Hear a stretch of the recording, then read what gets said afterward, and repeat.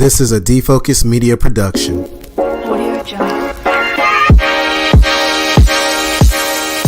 What's up, everyone? It's your favorite optometrist, Dr. Daryl Glover. And I'm Dr. Jennifer Lyerly, resident optometry nerd. And welcome to Defocus Media, optometry's #1 podcast, where we discuss the hottest topics, latest technology, eyewear, practice management, and more. So sit back, relax, and defocus.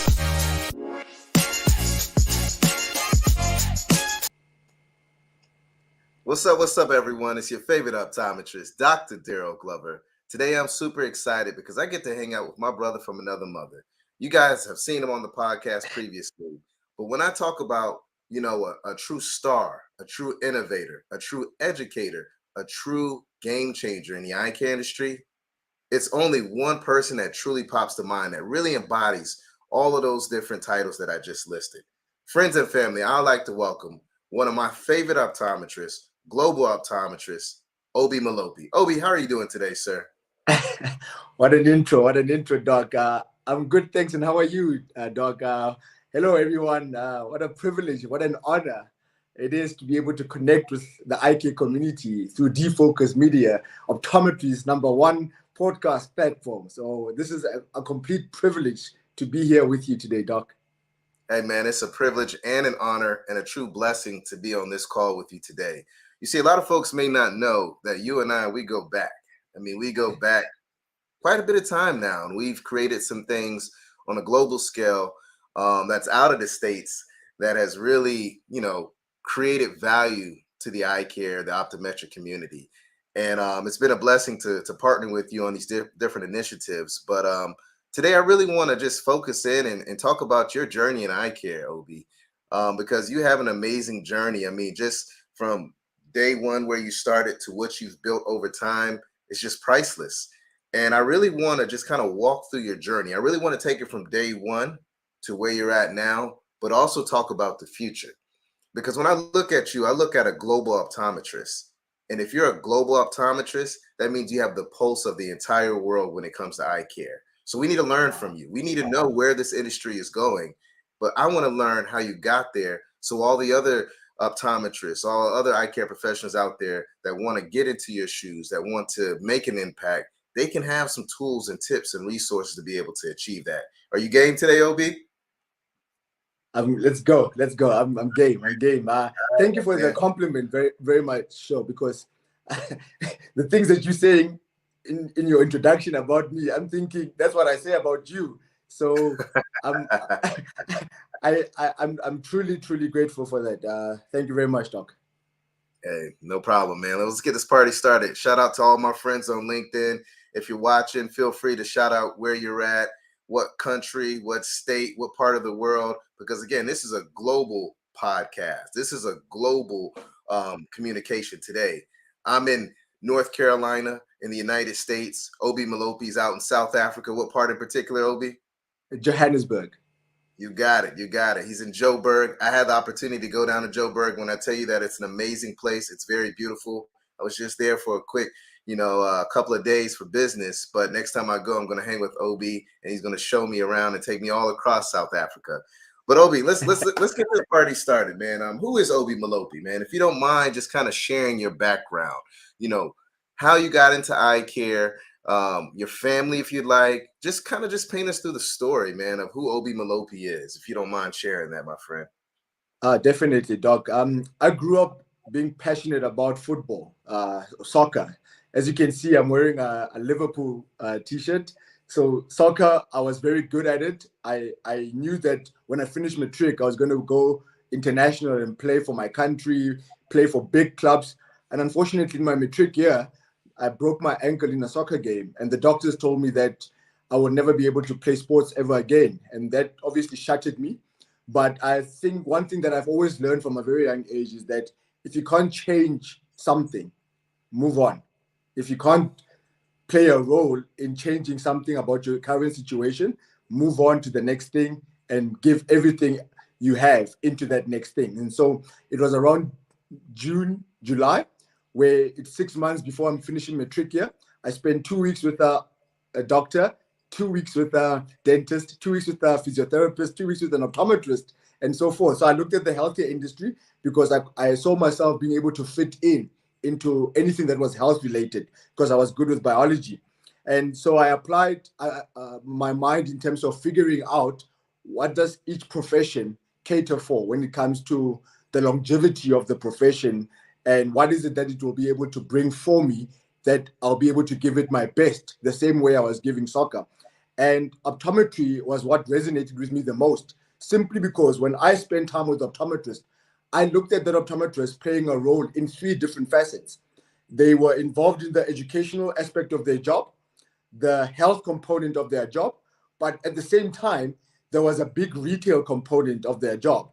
And that's something that I liked because it looked like it would be a profession that I would not easily get bored in. So after spending all this time with the different uh, professionals in healthcare, the optometrist is the one that stood out for me the most. Prior to that, I knew nothing about optometry. I knew nothing about eye care.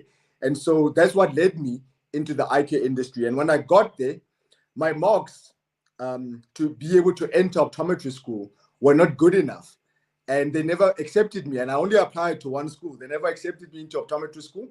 And 2 weeks leading up to the first day of class, I showed up at the HOD's office every single day, knocking on his office, and I asked him, "Can you please let me in? Can you please let me in? I've got no other option but optometry."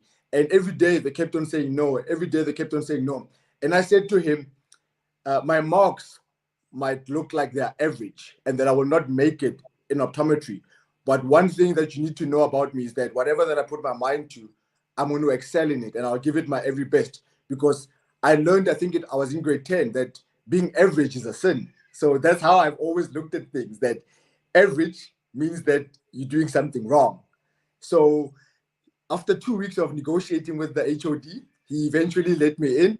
And I made a promise to him. I said, "I'm going to be the best optometrist in the world." And he laughed.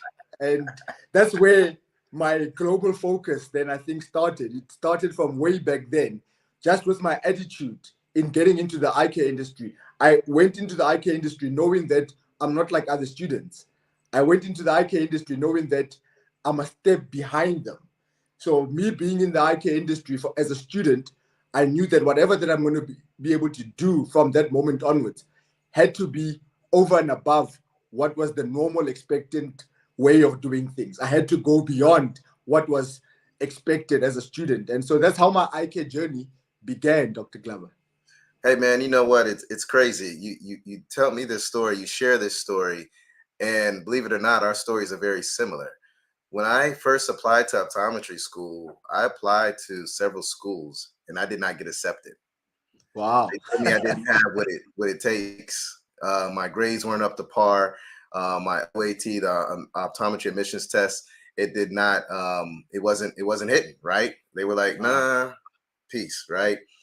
And luckily at that time, I had an amazing mentor that was very instrumental in telling me, "Hey, continue to push forward.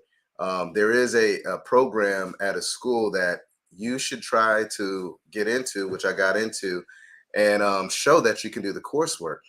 And I did exactly what you did. I went hard, man. I didn't give up. I kept going and kept going and going. And then I got accepted to that school.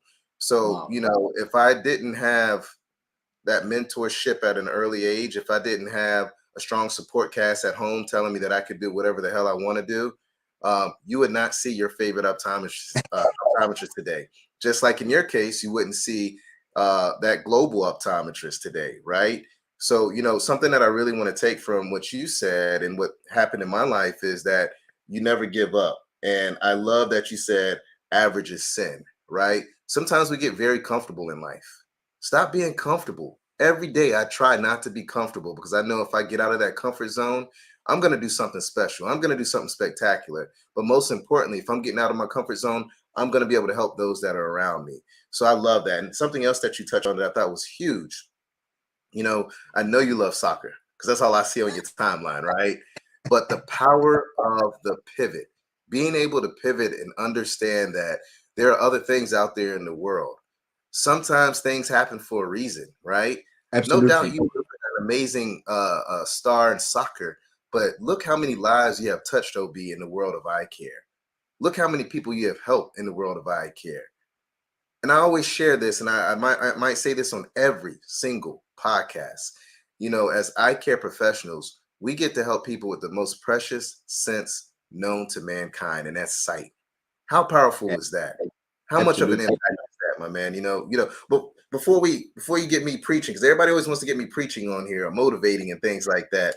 I think it'll really set the tone for this interview, for this stream, to really talk about your purpose, right? Because we can see where you started and we can kind of see what your purpose is, but I'd love to hear from you directly. What is your purpose? And I think that'll help guide us down the right direction in this podcast today. Wow. It's been a long time since someone actually asked me that question directly. And the way I would best answer it, Doc, is that way back in high school, I think, one of the teachers said to me that every time you are in a room, the room is different. The people are different. And that is something that has always been at the back of my mind from early in my career, that people always used to say to me, you make us better. You make the environment better. You make us feel better. So when I started growing up then and maturing as a human being and trying to understand where do I fit in the world, what is my why, what is my purpose, one thing that my purpose is stemming from is I'm a match. I truly believe that I'm a match, that my purpose in life is to set people on fire, because I come alive when I get to have an opportunity to make an impact or a difference into another person's life.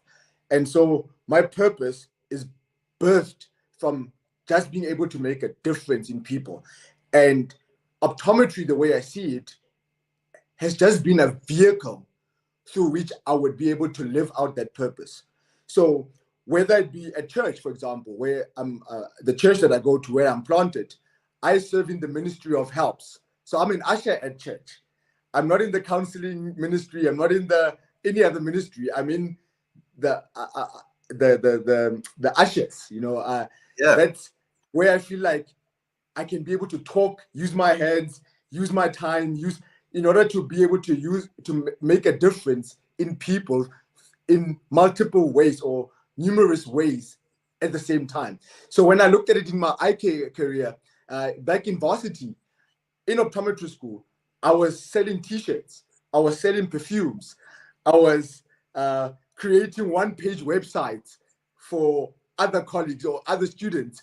So I've always been involved in doing something for another human being. Yeah. So that I can make their life better. And it just so happened that optometry was the vehicle through which I can be able to do that on a broader and bigger scale. I would be in a meeting and people will ask me to say grace. I'll be at an environment where people will say, hey man, do you want to do the opening for us? So my purpose is literally tied up in being able to make a difference in people's lives. And so eye care for me is just a vehicle through which I can be able to make a difference in people. I never used to have it figured out, but I think I'm one of those people that whenever I get involved in something, I must go 200% all the way or don't get involved in it at all. So it's always that. It's always, can I make a difference into this person's life? Can I be able to make a difference in the environment? Would I be able to be a catalyst in this environment? And if the answer is yes, I give everything I have into that particular activity. And it even used to go into how I operate with regards to patient care. A lot of people don't know that I actually worked as an optometrist for a very long time. It's only recently when I stopped practicing as an optometrist. But some of my fondest memories in being an optometrist in the examination room, there are patients that walk in, been wearing glasses for 15, 20 years. But you sit down with the patient and you ask them, hey, how are you doing? How has been your journey with your eyes and your eyewear? And they tell you, I hate wearing glasses, but I don't have a choice in the matter because I can't see. What I would always respond in, you know what? I'm a believer. and in the Bible, I've read stories of people's eyesight being healed. Do you mind if I lay my hands on your eyes and pray for you? That's the type of optometrist that I've always prided myself or seen myself as, where I have not just been that type of person who just provides glasses or contact lenses or any other management style. My purpose is built into my identity to a point whereby I would pray for people in the examination room. And sometimes that's all that person needed in that particular moment in time. And you have a 30, 40-minute chat discussing their life, and they don't even have an opportunity to examine their eyes, and they leave and only make their eye appointment the following week. So for me, my purpose, Dr. Glover, is tied up in, can I make a difference in another human being's life? And if the answer is yes, I look at what tool or vehicle I'm able to do that through. And you're making a difference. You know, you're making a difference, right? But you figured out that yes, you can do it on a one-on-one level by seeing patients, but now you've elevated it and taken it to the next level, and you're educating eye care professionals by the masses, and you've touched so many people. So you've been able to figure out that cheat code of essentially duplicating yourself, replicating yourself, to make sure that you're making that impact, making sure that you are that catalyst, because you can't do it by yourself. It's a family, it's a team, it's a unit. Absolutely. It's a village. We have to do it together, and I love that you were able to accomplish that. And that's a perfect segue into moving forward, because when I see OB Malope, I see an educator, I see an innovator, I see a leader, and I see a global optometrist. And I really want to discuss your journey, and I really want to break down each and every one of these areas, OB. I really want to get into it, and I want to start off with the education piece, because you mentioned that earlier to me. You said, you figured out with eye care, education, health, and retail, that's the three segments that, create value for the patient, or that you see where there's an opportunity. But the first thing you mentioned was education. And I really want to talk about education before we get into the innovation, leadership, and becoming a global optometrist. So if you could just kind of tell me, why education? How did you know that this would elevate your career? Because you've written books, you do classes. I mean, let's kind of dive deep into that, OB. Thank you very much for the question, Dr. Glover. So, because I was not like your average student, there was no way I can be average. So from my first year of optometry school, I started attending optometry conferences, and I would go to these conferences, and I would be one of two students at the conference where everyone else is working already. And I started visiting conferences from my first year optometry school. Not only that, I started working as an eyewear consultant from my first year optometry school every weekend and every holiday. OB, and as a result, I see the smile on your face. You see this comment. For those that are listening to this on podcasts, iTunes, whatever it may be, this is also a visual live stream podcast. And my colleague, my friend Sebastian, that I met on one of these other platforms, he put on here, OB is the optometrist for the soul and for optometry. You're essentially the pulse of eye care, man. And Sebastian's not even an optometrist. He's a media guru, a marketing guru, especially when it comes to LinkedIn. I met him on Clubhouse. So, even outside of the industry, the people can see your passion. They can feel your passion, whatever you're speaking. So, if that's not, a check for you that, you have made it, man. You are impacting everyone. Not only inside the industry, but outside the industry. So I'm sorry for cutting you off, but I just that's cool. That's cool. Thank you very much, Sebastian. Thank you very much. So I used to travel to different optometry practices from my first year optometry school. So every holiday, I did not go back to the same optometry practice. I'm in Gauteng, specifically Johannesburg, but the school that I went to was in Bloemfontein, which was more central. So every holiday, I looked at opportunities where I can work as an optometry student in different optometry practices. And I always used to carry around a notebook everywhere I went, because I realized that I have to learn what am I going to be experiencing as an optometrist one day, and not wait until I finish as a student.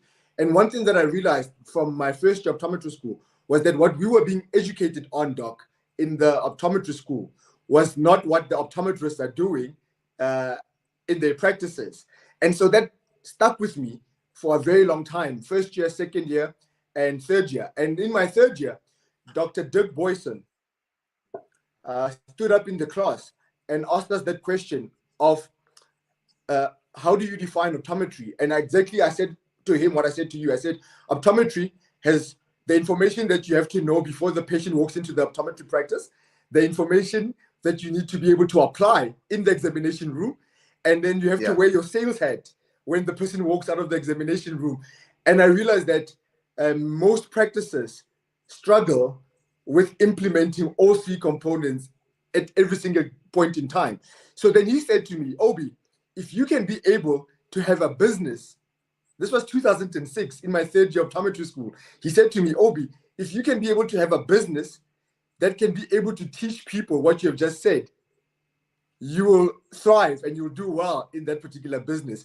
So for me, I knew that I struggle being in a contact lens lecture. I struggle being in a pathology lecture. I struggle being in a pediatric lecture.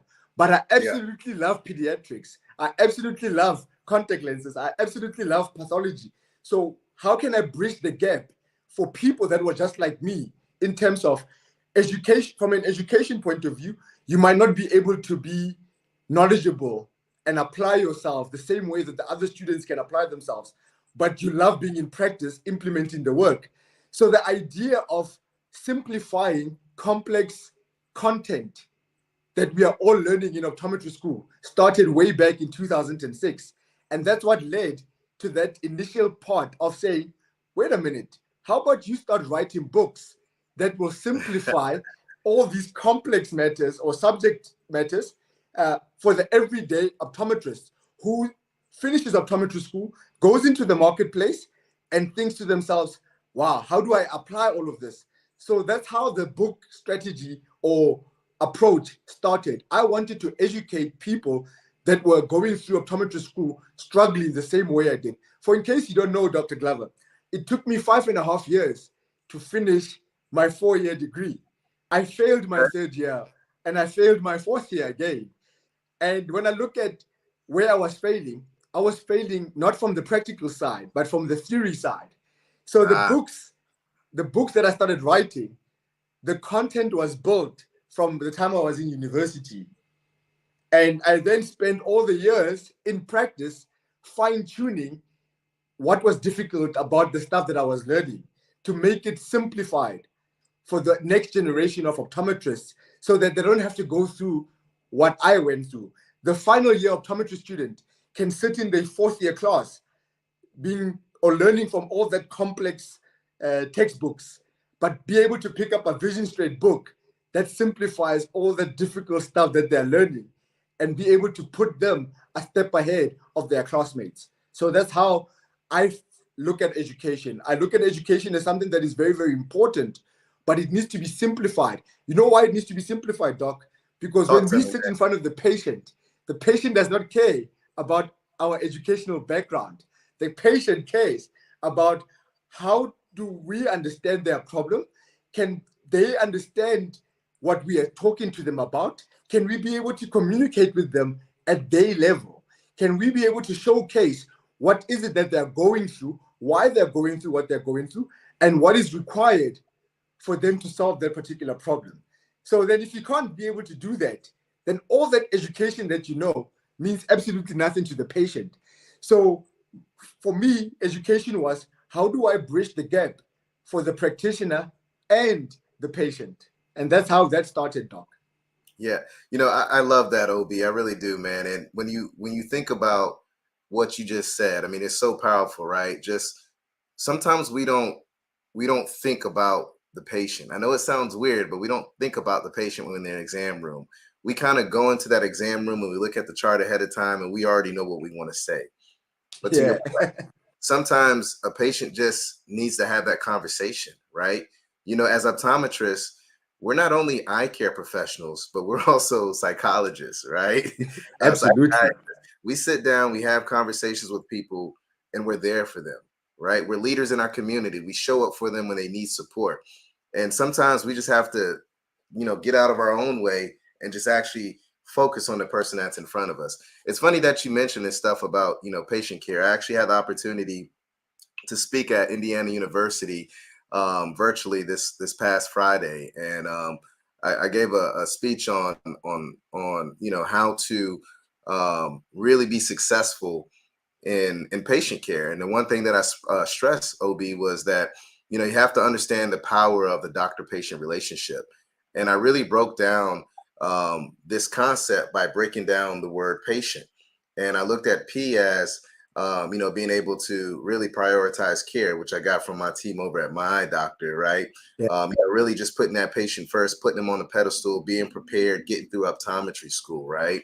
That was the P in patient. And for A, I looked at A as being attentive, right? You got to be attentive. You got to make sure that you're looking at things through the patient's eyes. You're practicing empathy. You're really making sure that you understand the person that's in front of you, and that you're using verbal and nonverbal cues to make sure that that patient understands that you are tuned into them, right? And then for the T, I looked at that as trustworthy, right? Are you being honest? Does that patient trust you? Because if they trust you, they're going to tell you everything that you need to be successful to find a solution for that patient. And then the I in patient I used as inclusive, right? We got to provide an inclusive environment for all patients that walk in. You got to make sure that if someone is handicapped, you have an office that's accessible to that. You got to have resources and tools, literature for folks that may not speak English to be able to understand that or how to communicate with them. You got to make sure that you have everything in front of them so that they get the same care that everyone else gets. You got to be able to accept all backgrounds, all colors, all walks of life when they come into your practice. And then the E in patient, for me, is being able to empower, right? You really want to make sure that you bring that patient into the conversation. You give them autonomy. You make them a part of that treatment plan in order to really elevate the care that they have. You know what I'm saying? And for in patient, that was really noteworthy. You got to create an experience that is just mind blowing. There's a lot of competition out there, whether it's locally, whether it's virtual, or excuse me, online. Well, I guess I can say virtually, right? So you got to really make sure that that doctor-patient relationship is mind-blowing, is amazing, is out of sight. So you really have to emphasize from online all the way to them picking up glasses. That journey is unmatched, and they can only get it in your office. These are the things that you can do to really elevate that doctor-patient relationship. And then lastly, for the T, I'm a big fan of always stressing teamwork, right? Teamwork makes the dream work. I just had a podcast not too long ago last week with Cooper Vision, and I had some myopia experts on, and we were talking about, when you have teamwork in your office, when you're able to make sure that everyone's on the same page and we all understand that we all create value together as a team, you're going to take that doctor-patient relationship to the next level. But I also put with that T that you have to make sure that you partner not just inside of the office, but also you partner inside of your profession, right? You got to partner with opticians, you got to partner with ophthalmologists. And outside of just your industry, you got to partner with other healthcare professionals. And then lastly, the most important piece is you got to partner with your associations. Here in the States, the American Optometric Association does so many things to make sure that we are able to continue to practice optometry. This profession I love with all my heart, man. And if this profession went away, I don't know what I would do. I'd probably drive my wife crazy as hell, to be honest with you. But you got to be able to partner with these associations to really allow us to continue to expand our scope of optometry and to protect our rights. So, to your point, we got to really look at that patient, right? And that doctor-patient relationship, it gets deeper. It's not just whatever you want to do. It's all about that patient. And whenever you're able to put together all those things that I just touched on, I feel like you can really elevate patient care and take it to the next level. Absolutely. I love that. And you see, the thing about education, it never stops. I've got a little notepad here. I'm writing things down, man, because one thing I love about a patient, our industry, is that you can't rely on past success. So every time that patient comes into your practice, one thing that I always tell every single patient is, welcome to the practice. If you're a new patient, you're about to have the best experience that you have ever had in your life, irrespective of where else you have been through, for anything that you have needed. So I always set that as the tone. So if someone comes for the second time, I would have written on their file that I gave this person the best experience of their life and why. What did I do specifically?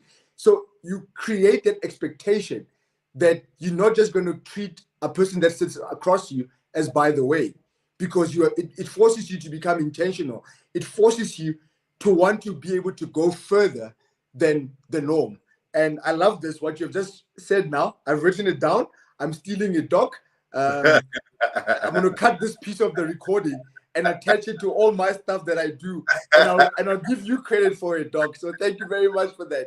But yeah, man, education is so pivotal that you cannot exclude the patient nor the professionals within it. Yeah, so I love that. I love that, Doc. I appreciate it, man. And, for all the schools out there, if you'd like for me to come to your school and give a little more education about that, feel free to hit me up, drdarrellglover@gmail.com. I am here for you. My whole thing is I want to make sure that I continue to create the state of happiness. And in order for me to do that, I have to work with the youth. I have to work with the future of optometry, and that's the students. The students are everything. We have to put more focus in them and make sure they have all the tools and resources to be successful. And one thing that I pride myself in is being aligned with an organization like My Eye Doctor that gives me the opportunity to get out there and make these things happen, shake these hands, kiss these babies, and push the word, because we're doing some amazing things in our organization. And I challenge every optometrist out there to continue to push how great optometry is. Every kid that walks in your exam lane, invite them to come back and ask them if they want to shadow. Ask them if they want to learn more about optometry, because it's an amazing profession, but we have to do our part and educate how great it is. I'm not going to lie, over the last whatever amount of time, we've done a horrible job of doing it. We need to make optometry sexy. We have to let the world know how great of a profession that we have. And it starts with you in that exam lane, because they're seeing you do all the work.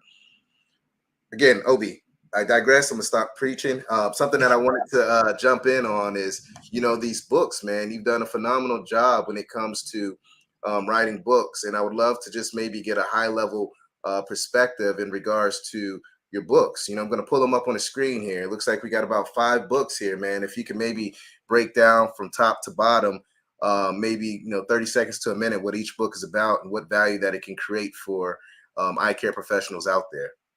Yeah, so thank you very much, Doctor, for highlighting that. We all experienced the impact of the pandemic one way or another. A lot of practices were not prepared for the pandemic or anything similar to that. So the strategy book that you see there, it's a book that encompasses 3 different components: the attractive appeal of your business, the financial growth aspects of your business, and how do you build a sustainable business, looking at the consumer, which is patient, client, customer, however you want to focus on it, the market that your business operates in, and the optometric practice that you are creating. So those are the key elements focused on the book in terms of what you have done leading up to the pandemic, what you did through the pandemic, and how can your business continue to thrive and succeed 10, 15, 20 years from now. The marketing book, right at the beginning of the pandemic, Dr. Glover and I, we had been building very big or large media platforms, and we discovered that a lot of optometry practices went into panic mode when the pandemic hit.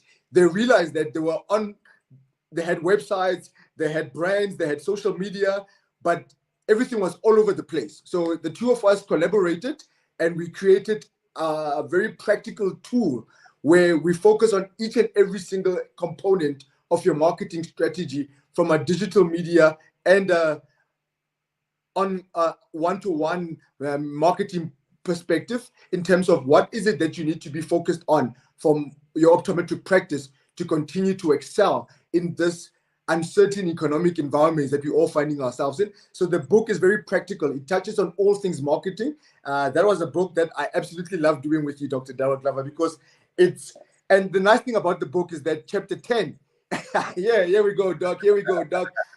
Chapter 10 is that we then featured a lot of other leaders in the eye care industry who have built incredible professional brands on their own, but at the same time, they've built incredible practices, and they've come together in one chapter 10, I think, where we hear from what the industry experts have have to say. And we feature people from Poland, Justina, people from the UK, people from here in Africa, to give us a broad perspective on what will make your optometric practice or your eye care practice thrive. Then the pathology book was written by and a fantastic optometrist here in South Africa, Marika Silius. She took the anterior segment and broke it down on what we as optometrists get to see on a day-to-day basis in optometric practices.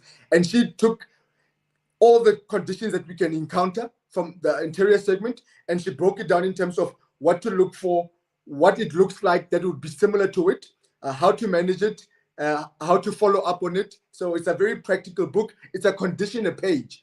And that's definitely a book that all optometrists should consider getting. And for me, you mentioned, Dr. Glover, that we can't build extraordinary practices without our teams. Our teams are the catalysts in our businesses. The people, our staff, they're the most valuable resource that we have at our disposal. So the Vision Straight's Practical Guide for Optometric Staff is a book that was written for optometric staff so that we can unlock the full potential that exists in them in order for them to elevate our practices to the next level. And the book at the bottom there, that was our very first baby, Vision Straight's Business Guide for Optometry Practices. How I came about writing this book, I realized that leadership is at the essence of everything. Everything rises and falls on leadership. So in the Business Guide for Optometrists, we focus on key elements of leadership from an optometric point of view. As the leadership goes, so does the rest of the team. And so we highlight key leadership principles that optometric business owners need in order to structure their businesses around. And that was our first book in 2016. And yeah, that's basically the history behind the book. And yeah, I'm super grateful for all the people that have been supporting us in making sure that these books are available to the global eye care community. There's a lot of sponsors, a lot of corporates that have come on board in seeing the value of why industry leaders, professionals in our industry, students need to get a copy of our books. Hey, man, I love it. And I think you've done a fantastic job. I mean, I have your books and I've read through them.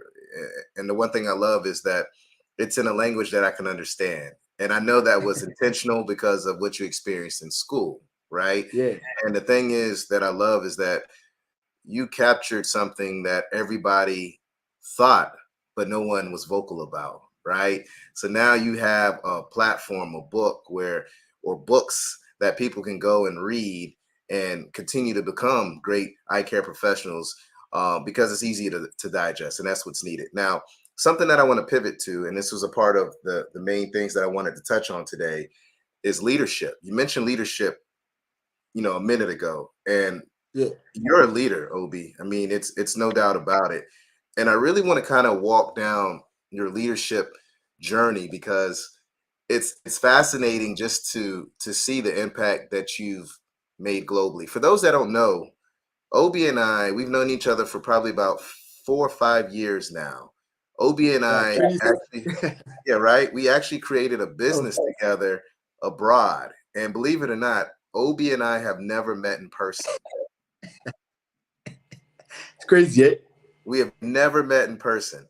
Yet we have an entire digital platform in Africa known as Africa Media, which we'll get into here shortly.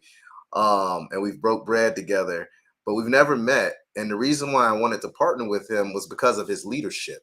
So OB, let's really dive into your leadership. When did you know that you were a leader? And kind of walk us through what that looked like. And then also I'd love to dive into maybe some resources and how you continue to build your leadership and being a global optometrist. Because a lot of doctors look up to you, not just in South Africa, but in Africa, but globally, the United States, Australia, UK, all these areas where optometry is great. Eye care professionals look up to you, to your leadership. So let's kind of jump into that if you don't mind, my friend. Oh, wow, what a question. So in 2011, 2012, I would say I was unemployed. The reason why I was unemployed, I spent 2 years working in practices that at the time I deemed to be the top 100 optometric practices in the eye care industry in South Africa. So I looked at my database and I said, okay, this person specializes in contact lenses, hard contact lenses, and he seems to be the best in the business. So I would go and spend 2 to 3 weeks working in his practice free of charge. I looked at someone who was known as the best pediatric optometrist. So I would go in their practice and spend about a month learning from them as to what makes them the leader they are in pediatric optometry. So for me, I started by identifying which people or institutions were recognized or identified as industry leaders or key opinion leaders within a particular competency area in eye care. And I went and spent time free of charge of my own accord, my own time, learning from those people.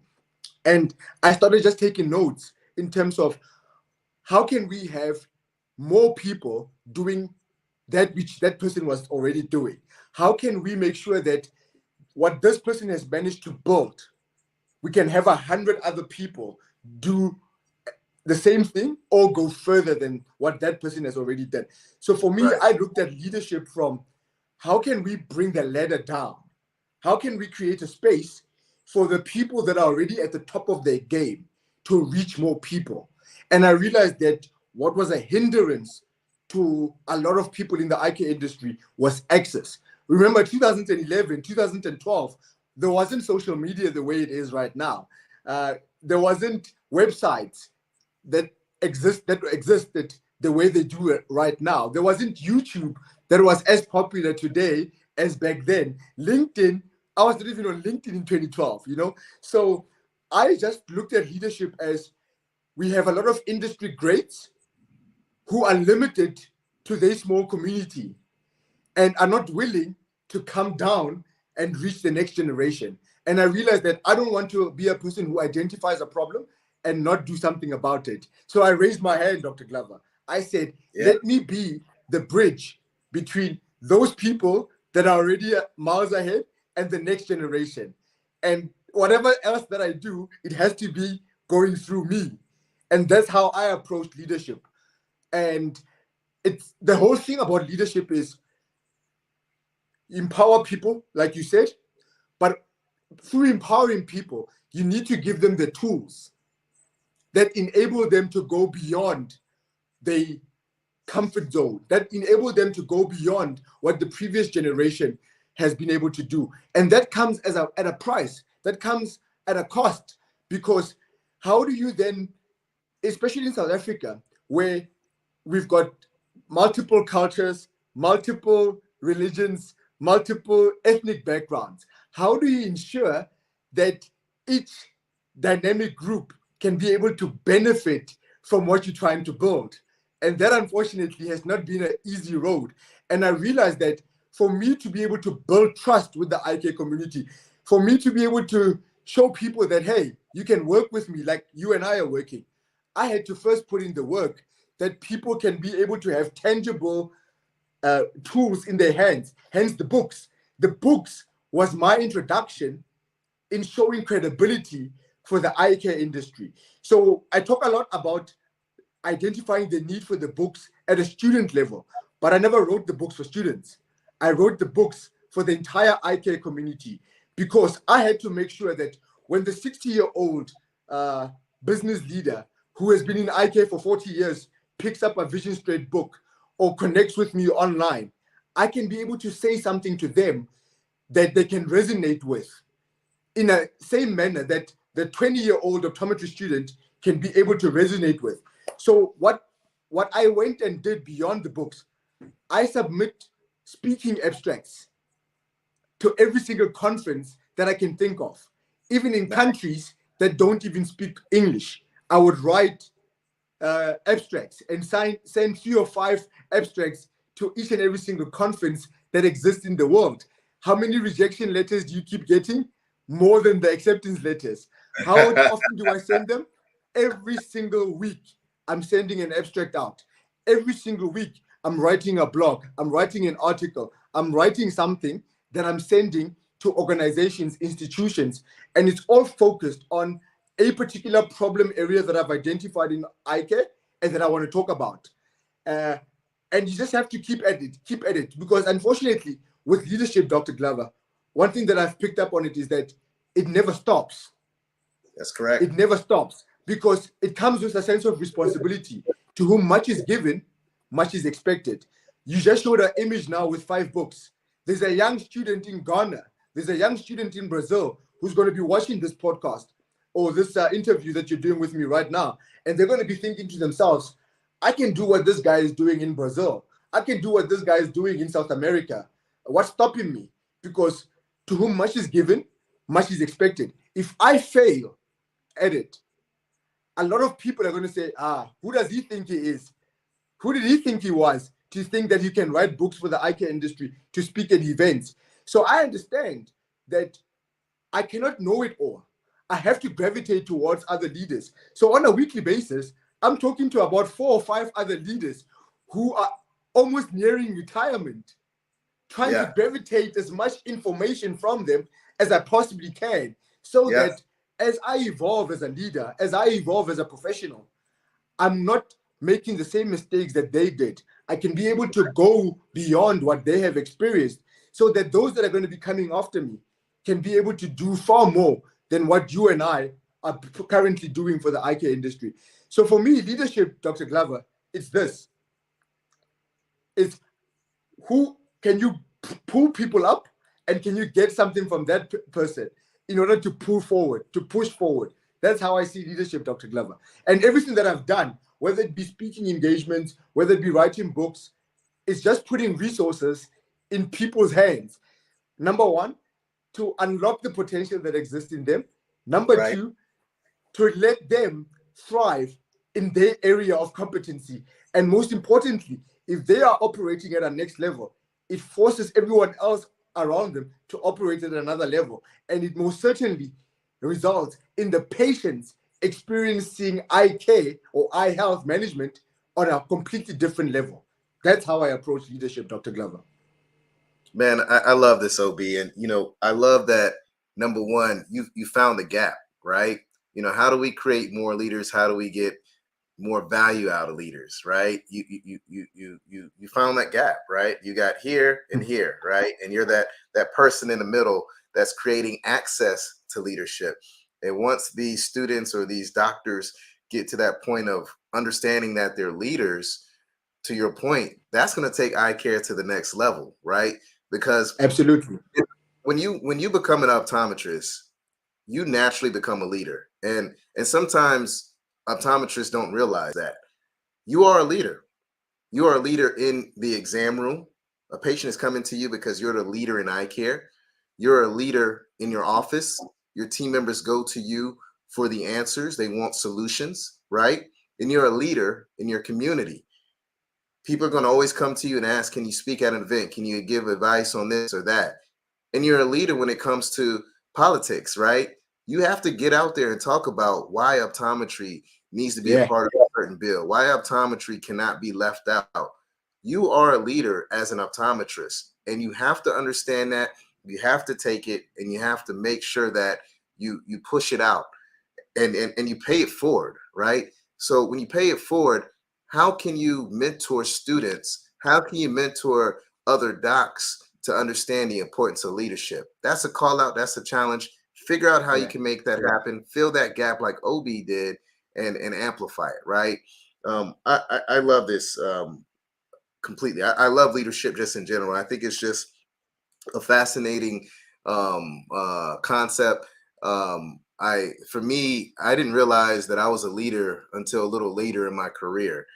And ever since I embodied it and I accepted it, I've made it my goal to, again, lead the future of eye care, because I want to make sure that this profession is fantastic. And as leaders, OB, I think you and I, and also the folks that are more seasoned millennials, that age bracket, I think I'm going to go out here and say it, we're the best leaders in the world. And the reason why, OB, is because we came up with typewriters. We came up before the cell phone. So we understand that world. But also we were the ones that were very critical, or we were the ones that were really hands-on and engaged with social media, with the cell phone, with these newer technologies, the disruptive technologies. So we understand it. And when you look at the younger generation, they didn't get to see that. And you look at the more seasoned generation, they didn't really understand what was going on. So when you have a leader in that age bracket, they have seen the best of both worlds. They can communicate with both of those worlds. And as leaders, communication is everything. So I look at, you know, where we're at in life. We have a job and we have to do it. And we're talking about that gap. We are that gap. We are those leaders to really help push forward the profession. Yeah, now, absolutely. I really want to pivot and go into innovation, right? Because you are definitely an innovator. You have brought things to South Africa, to Africa, that eye care professionals have never seen. And I would really like to just dive into that. You know, in your opinion, why is innovation important? And talk about some of the innovation that you brought to South Africa that's really expanded to the entire continent, but also globally as well. Wow, what a question. Thank you very much, Doctor. Dr. Glover, innovation is key, is critical, because everything else around us is evolving. And I don't know if you have tried to spend the day without your glasses. When last did you try to spend the day without your glasses, Doc? Man, you know what? If I do that, I'm not going to look as fly, man. You know, I do have a very mild prescription, I must say, but it makes a world of difference. So the last day that I spent without my glasses was probably over 10 years ago. Wow. And right now, you can't go for a couple of minutes without realizing that you need your glasses, right? Absolutely. Absolutely. There's a lot of limitations that immediately come on you or come upon you, that you feel like, wait a minute, where are my glasses? Where are my glasses? Where are my glasses? You become unease with yourself immediately when you can't be able to put on your glasses or contact lenses. So for me, how I see innovation is, you can never stay at the same place as you were 10 years ago, 5 years ago, 2 years ago. We constantly have to evolve, elevate ourselves.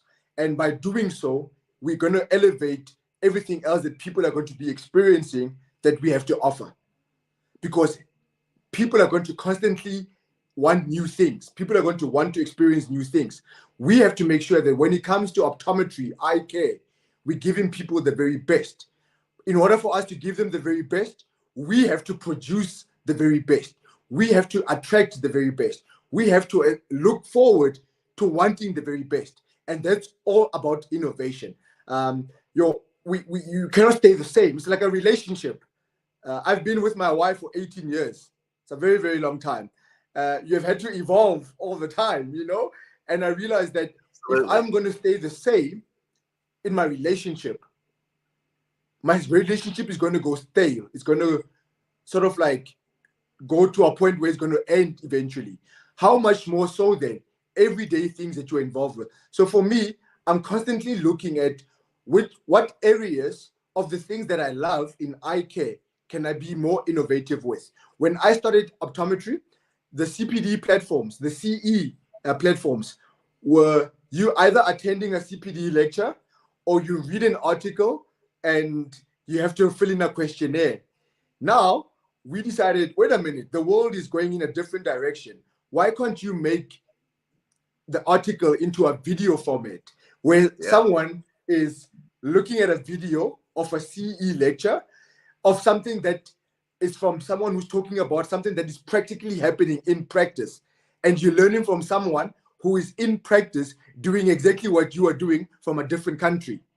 That's a better and faster way of learning, other than sitting and just reading an article, answer a questionnaire. So some of the things that I brought into the South African market or the African market was, we brought an online CPD platform that we developed that focused on creating CPD courses across the different competency areas in South Africa. At the time that we launched this, there wasn't anything like that in South Africa or Africa. So we created a platform that resulted in topics that covered all the different competency areas in eye care from a video point of view. So our platform, 80% of the content is in the form of videos that you can watch and it covers topics that we all experience in practice.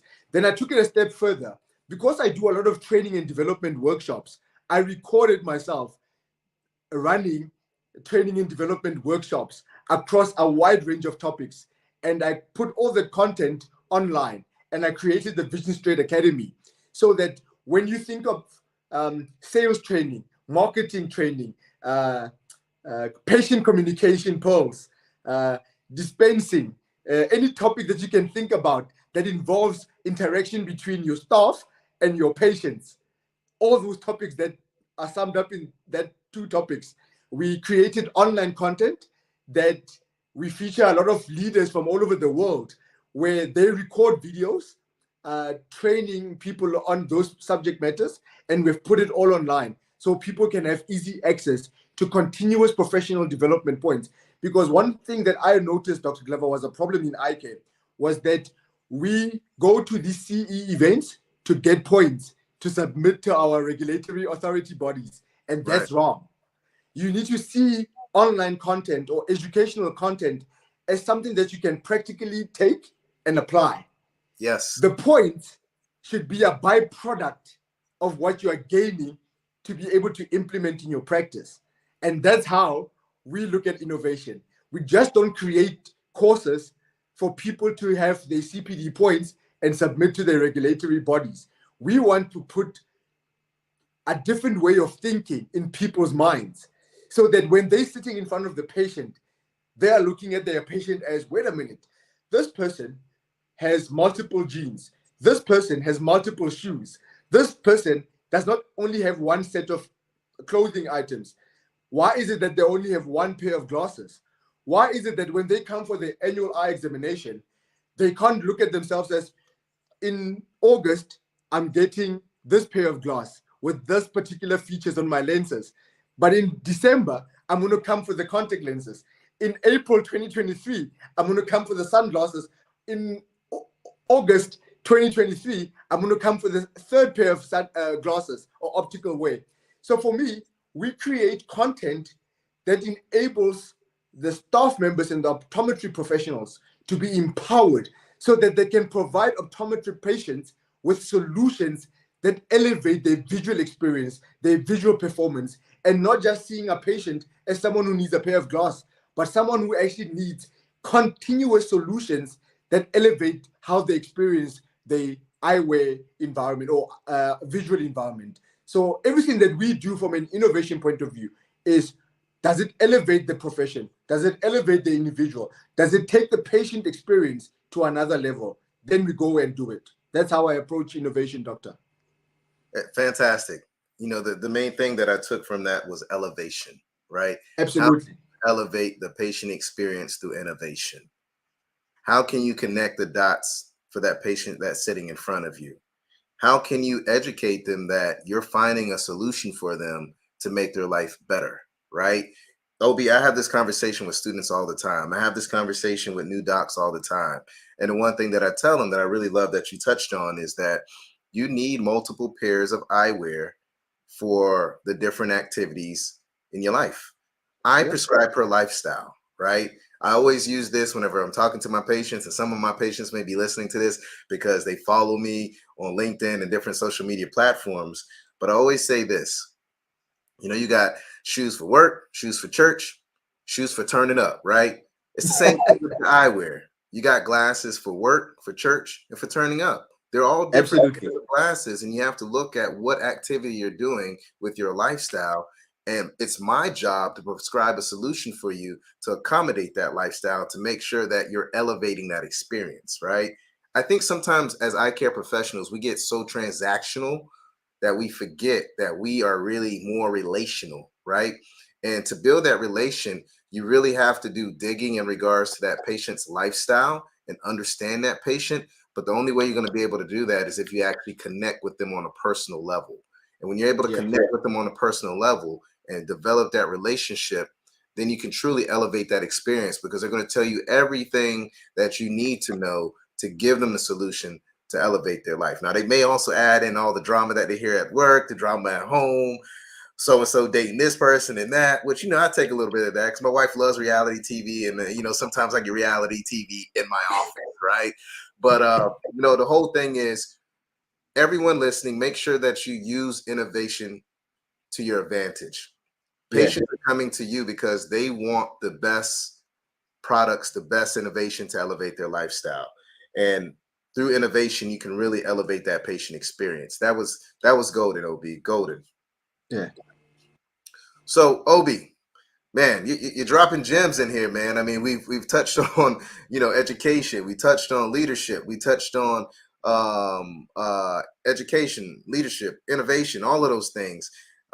Let's talk about being a global optometrist, man. I mean, like, this journey has just been phenomenal for you. So I'd love for you to maybe just share, the day in the life of what a global optometrist experience, and then also potentially some of the countries that you've been able to visit or host lectures, and kind of tell me what your thoughts are on what optometry is going to look like 5-10 years from now. Wow, that's a It's question. a packed question. I know, it's a packed question. Yeah, for me, Doc, is I realized when we had a contact lens conference in South Africa, 2017. This is where it started. 2017, we had a contact lens conference in South Africa, and a year before, I was speaking at a general conference locally here, and one of the contact lens organizers was sitting in the front row, and I was speaking at this conference, and I had a standing ovation at the end of that conference. And I don't speak about anything contact lenses.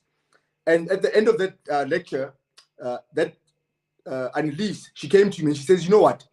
I just love your energy. I love what you just all about. I don't know how this is going to be possible, but I want you to talk at our contact lens conference coming up next year.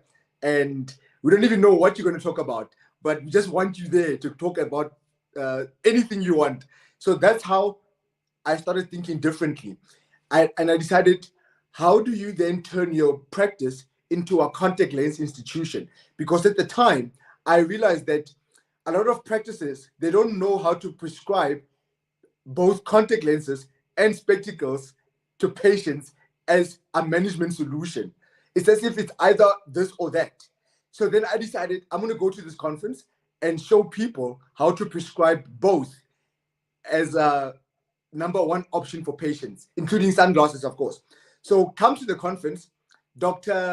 Professor Nicholas Rumney from the UK was sitting in the lecture, minding his own business on his cell phone and thinking to himself, who is this young man who does not even practice specialty contact lenses? What is he going to be saying to us or to me that I've never heard before? That was his approach. Clearly, So he didn't know who OB Malope was at that moment. I'm pretty sure now he has you on speed dial and he's calling you for advice and tips to take to the next level. So anyway, let me fast track the story quickly. He then, I started speaking and he set up. So he was sitting like this in the lecture hall and on his phone. And I started speaking. Halfway through it, he set up and he was like, okay. At the end of that message, he said to me, he was speaking after me in actual fact. And he got up to the stage and he said, that is the best contact lens talk I've heard from a business point of view. And he tweeted that to his network in the eye care community. And I went to him and he said, Obi, I've been all over the world. I've listened to experts in the contact lens industry speak about building a contact lens practice, but I've never heard it sound so practically from a young optometrist like you. You must consider doing this on a more full-time basis to everyone beyond South Africa. And when that happened, Dr. Glover, I started thinking to myself, what do they need in Poland that I can offer? What do they need in America that I can offer? What do they need in Iran, in Ghana, Nigeria? And so from a global perspective, a day in the life of what I do, like what you are asking, I research what happens in optometry in the different countries. I look at what am I skilled in? I'm skilled in writing books now because I think I've got evidence of 5 books down the line. So I look at, wait a minute, strategy for optometrists. What kind of strategies are applicable in Burkina Faso? What kind of strategies are applicable in Canada, in the UK? So I researched, Dr. Glover, what is happening in the respective countries. And then I look at, can I add value through what I already do? If the answer is yes, I try and replicate what I've done in South Africa in that country. If the answer is they're not doing what I'm already doing, but they need something else, then I go and I start putting in the work to be able to implement that in that particular country. So I've connected with countries in Canada, half of the countries in the African continent, like Kenya, Ghana, Namibia. I've engaged with a lot of those companies in either developing content for them, developing programs for them. I spent 2021 working with institutions in India, developing programs for them in India for their educational programs. I've done work in the UK a lot, and I'm looking forward to coming to the United States of America in 2023 to come and add value through the eye care community in America, because I believe that I bring a different edge. I bring a different approach to how eye care is done. And simply because my focus area, Dr. Glover, in being a global optometrist is communication. I've learned that the patient should be at the heart of everything that we do.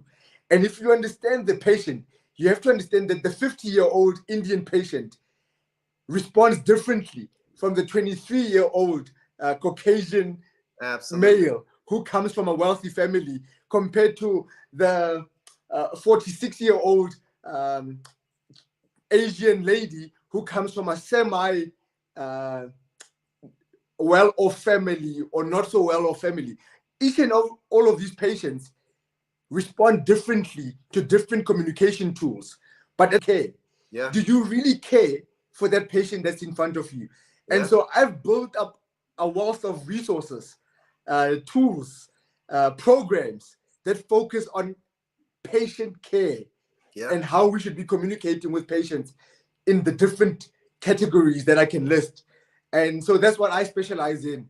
I found my niche. My niche is communication. I know how to make a patient feel like the most important patient to walk into the examination room. Amen. And my focus is that patient. And immediately when they leave and the next one comes in, I make that one feel exactly the same way. And you took the title first, so I can't take the same title, the favorite optometrist. But I want to be known as the most caring optometrist. The most caring optometrist. So if I can go all over the world and educate people on what can unlock that particular optometrist in being the best at what they do, so that they can give the patient the very best that they deserve, then I've done my job. And that's how I approach being a global optometrist, Dr. Glover. I love it. I love it. And, you dropped a lot of gems. And, I think the theme of this live stream, this podcast, even though it's the journey of a global optometrist featuring the mighty, the great OB Malope, I think the theme of this stream has really been the doctor-patient relationship, right? Yeah. Because I broke down the word patient. You provided resources for the doctor to be able to connect better with the patient. We've said over and over that there's a huge need for great communication. You broke down the importance of being inclusive in the practice, right? Being able to accommodate all those different walks of life, right? Yeah. That has been the theme of this stream and this podcast. And it's been fantastic information, fantastic gems from the world's global optometrists, right? Before we switch gears and end the stream, and by the way, this has been the longest podcast live stream I've ever had in my life, and I could keep going this is too long. and on, right? As marketers, as digital, as media people, we know that you're supposed to stay within a certain timeline, but when you're dropping gems, you got to keep going, baby. You know what I'm saying?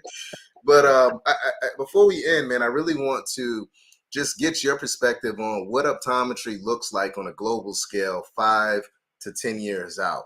Because with the pandemic, it really accelerated more of the digital aspect, the on-demand need for services. So I'd love to kind of get your vision of what optometry looks like 5 to 10 years out? Wow. One thing, I'll summarize it very quickly. We're first going to go over the next 2 years where there's going to be a lot of fluff that has to be scattered out. Because one thing I've realized is that a lot of people have clout and not capacity. So the online platforms have created a lot of eye care celebrities the world over. We're going to go through a period where a lot of that fluff is going to go away. And people that have built capacity are going to be able to reach beyond the borders of their own countries. That's one thing that's going to stand out.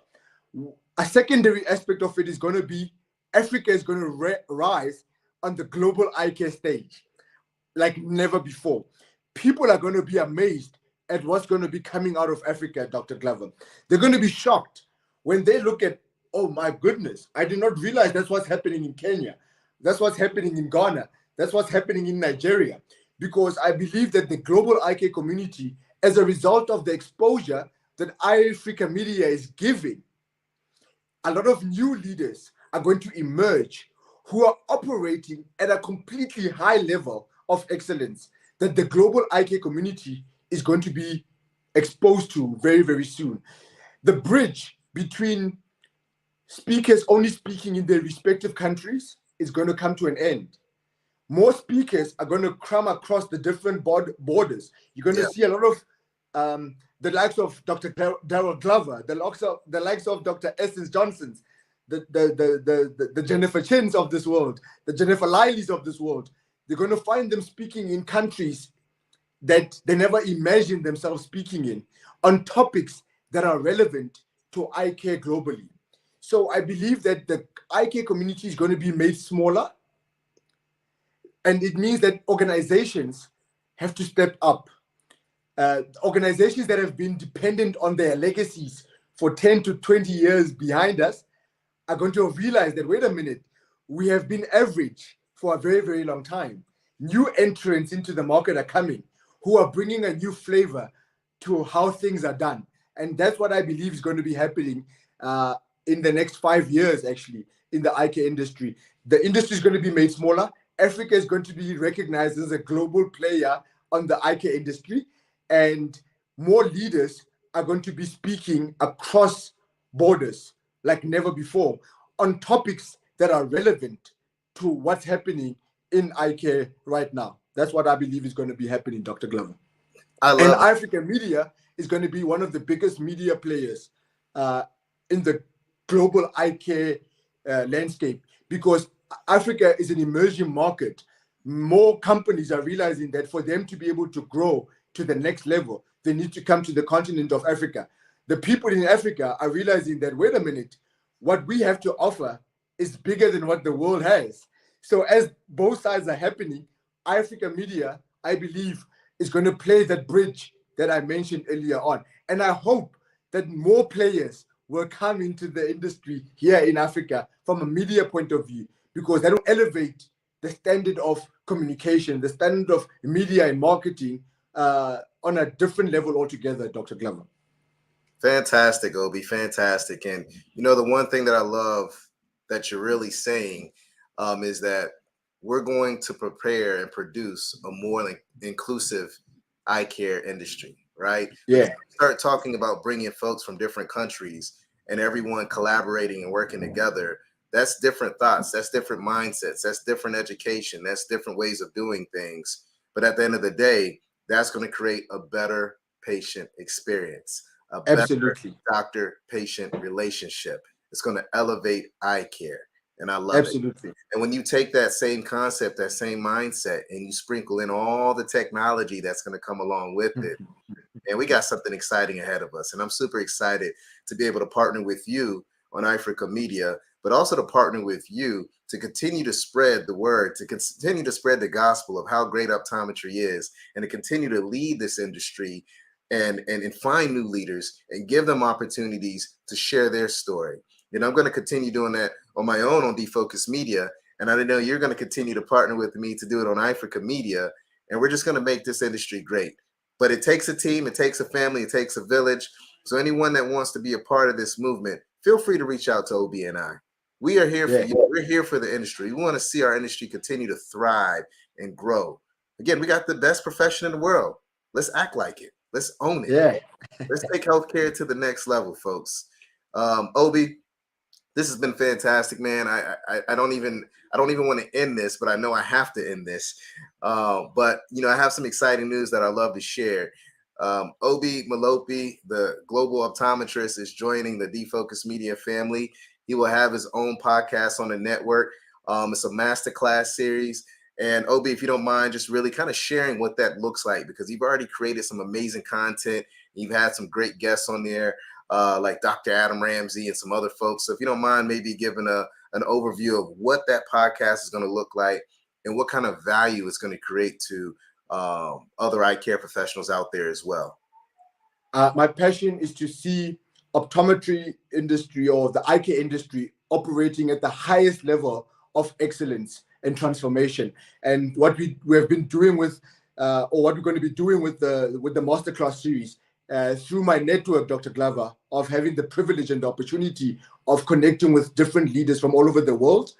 We are featuring leaders who are operating at a completely high level of excellence, and we're bringing them onto the platform so that they can be able to showcase the practical steps of what it takes to be able to build incredible brands, incredible organizations that are long-lasting, that are going beyond year 5, year 10, year 15, year 20, year 30, and that are producing other leaders beyond what those respective leaders have done themselves. And so the masterclass series is showcasing the hard work that no one ever talks about in eye care, the unseen work that many leaders don't get to see, that people have had to go through in order to reach the pivotal points in their careers. So we are featuring leaders who have excelled exceptionally so in getting to the level that they have reached. So the masterclass series on the Defocus Media platform is going to be a global hub, where we're going to be seeing people that have done exceptional things from all over the world coming onto the platform to share their stories on what it has taken them to be able to get to where they are, and the sacrifices that they have made and gone through in order to reach those milestones in their lives, Doctor. So I'm super excited. It's really changed my life over some of the few people that we have been able to connect with, because they get to share pearls of wisdom that no one knew about them, but that are transforming people's lives as a result of the testimonies that we are receiving from those podcasts and so forth, Dr. Glover. Fantastic. And that's going to kick off September 2022. So make sure you come in. We're on every platform out there: iTunes, Google, Stitcher, Amazon, whatever you can think of. We're on that platform. We are Optometry's #1 podcast, and we have the best podcasters in the world. Shout out to Dr. Levens, Chris Levens. Shout out to Dr. Kate Ham, Dr. Rachel Simpson. Shout out to Dr. Harbir Sayan. These are part of our team members. Shout out to one of my favorite optometrists, Dr. Jennifer Lyerly. Defocus Media would not be anything without Dr. Lyerly and myself. As a team. We complement each other, and we've been able to build something very special, and we've been able to create something that's going to live long past us. Content is here forever, and just think about it. All the future optometrists will be able to tune back into this and get all these wonderful words of wisdoms, these clinical pearls to elevate patient care and continue to take the torch and move forward. OB Malope. Dr. Glover, yes, sir. Before you go, thank you for paying it forward. Thank you for with what you have done in the eye care industry. Your ego has to be this big, but I've never seen anyone with this amount of ego. Absolutely nothing, man. The amount of people that you put on, the sacrifice that you have done for the eye care industry. I need to write a book about Dr. Glover. It will be Vision Space Guide to the world of Dr. Glover. That's the title of the book that's going to come. Thank you very much for the sacrifices. Thank you to your wife. and your kids, your two amazing kids, for the sacrifices that you have paid in sacrificing everything for the benefit of the industry. And shout out to Dr. Jennifer Lively as well, just for putting people on, because 3/4 of the people that I've been able to connect with, I would not have connected with them had it not been for the Defocus Media platform, had it not been for you. Thank you for opening up the doors. Thank you, man, for just being a loving person. You love people. I've never met anyone who loves people the way you love people. I completely give you all the honor right now, my brother. You have no idea what you mean to the eye care industry. You're not celebrated enough. Honestly speaking, you're not celebrated enough. People don't understand what it takes for a person to be in your position and not take any credit at all for some of the superstars that we get to shine and embrace as a result of you and Dr. Jennifer Lively. So, man, I'm super excited to be part of your guys' network. I'm super privileged to call you my friend and my brother. Man, you have no idea how you have shaped my eye care journey. Every opportunity I get to do an interview with any organization or any person, I don't miss out an opportunity to just talk about your mentorship and your leadership in my life. Wow. Man, I love you, man. And I know that the industry all over the world has got no idea what you do for them on a big scale. And it's only the beginning. You have not even scratched the surface of what you're capable of. And now I pray that God puts you on a whole nother dimension, because what he wants to do in your life, man, is bigger than what you can even imagine. So may God continue to bless you and protect your family, so that the work that you are looking forward to doing, that you're consistently doing, can expand beyond your reach, man.